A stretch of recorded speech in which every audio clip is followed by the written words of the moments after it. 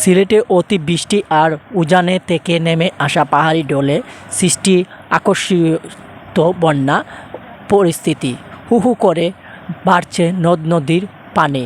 ঘূর্ণিঝড় সহ রেমালের প্রভাব সিলেটে এবং এর উজানের টানা ভারী বর্ষণের কারণে ফুঁসে উঠেছে এ অঞ্চলের নদ নদীগুলো।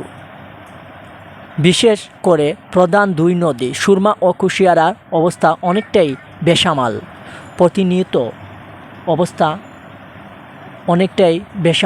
প্রতিনিয়ত বাড়ছে সুরমা নদীর পানি।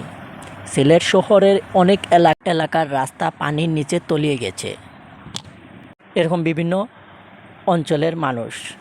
এখন আমরা এই মুহূর্তে আপনাদেরকে দেখাবো সেই সব বন্যায় কবলিত মানুষ।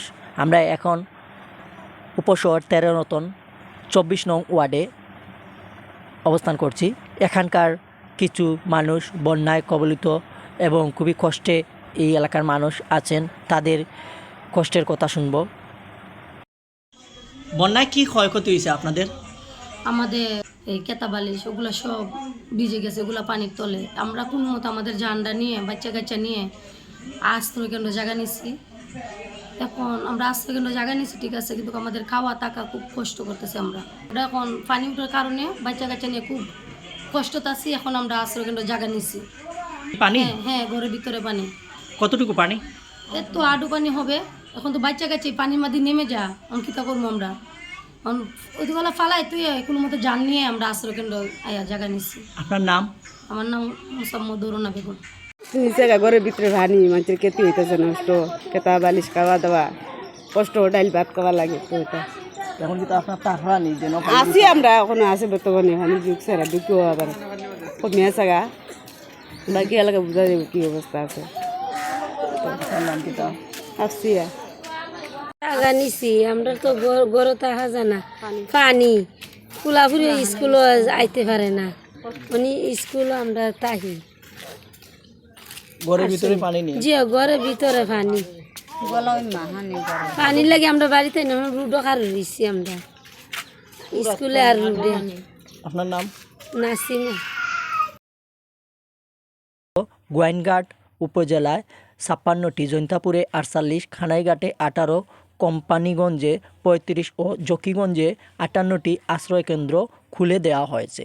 এইসব আশ্রয়কেন্দ্রে আশ্রয় নিচ্ছে হাজার হাজার মানুষ। বন্যায় আটকে পড়া মানুষদের উদ্ধার কাজে যোগ দিয়েছেন সেনাবাহিনী, বিজিবি, জৈন্তাপুরের মডেল থানায় police team, BGB, fire service, answer, BGB এবং বিভিন্ন উপজেলা ইউনিয়নের জনপ্রতিনিধি, বিভিন্ন স্বেচ্ছাসেবী সংগঠন ও রাজনৈতিক দলের নেতৃবৃন্দরা। ভারত থেকে নেমে আসা উজানের ঢল ও টানা বৃষ্টিতে সিলেটে বন্যার রূপ ধারণ করেছে। সীমান্তবর্তী 6 উপজেলা সহ 8টিতে বন্যা দেখা দিয়েছে। এতে পানিবন্দী অবস্থায় আছেন 6,43,470 জন মানুষ। প্লাবিত হয়েছে সুরমা নদীর তীরবর্তী সিলেট নগরী নিম্ন অঞ্চল। এতে নগরীর বিভিন্ন এলাকায় বন্যায় আক্রান্ত 4,000 পরিবার। আজ সকাল নগরীর 13 রতন এলাকা পরিদর্শন করেন ডক্টর AK আব্দুল মোমেন, সাবেক পররাষ্ট্রমন্ত্রী। 13 রতন 24 নং ওয়ার্ডের সিলেট সিটি কর্পোরেশনের কাউন্সিলর হুমায়ুন কবির শহীদ সহ সময় উপস্থিত ছিলেন আরও অনেকেই। বন্যায় কবলিত মানুষের মধ্যে খাদ্য সামগ্রী বিতরণ করেন।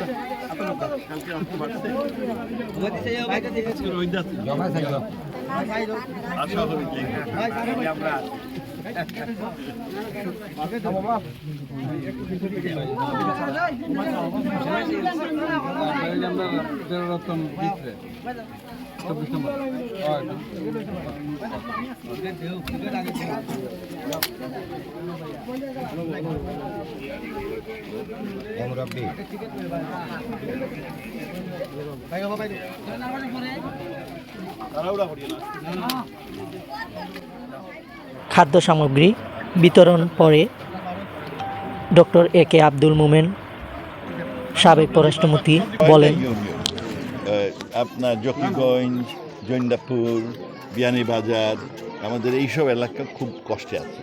আমার কোম্পানিগঞ্জ, আমার সিলেট সদরটা আর শহরটা এখনও মোটামুটিভাবে আমরা অবস্থা ভালো আছে। আর এইখানে দেখলাম পানি আসছে, মানুষের বাসায় পানি আসছে, গতকালকে রাতেও পানি উঠেছে। আমাদের কাউন্সিলর সাহেব আসছেন, যারা অসুবিধা আছে তাদের একটু সাহায্য করতেছেন। তবে আশা করি যে পানি আজকে সুন্দর দিন, আশা করি যে পানি নদী সচল হওয়ার অর্থ হলো পানিটা তাড়াতাড়ি চলে যাবে। দেখেন সিলেট এলাকায় পানি সব সময় হয়, আমরা ছোটোবেলার থেকে দেখতে আসছি জল আসলে পানি আসে, কিন্তু আগে অনেক জলাশয় ছিল, পুকুর ছিল, নদী অত্যন্ত খরস্রোত ছিল, তখন সব পানি চলে যেত সাথে 3-4-5 ঘন্টা থেকে পানি চলে যেত। এখন আর পানি আসলে সহজে যায় না, বিকজ আমরা নদীও ভরাট করেছি। 50 বছরেই প্রথম নদী খনন শুরু হয়েছে সিলেটে।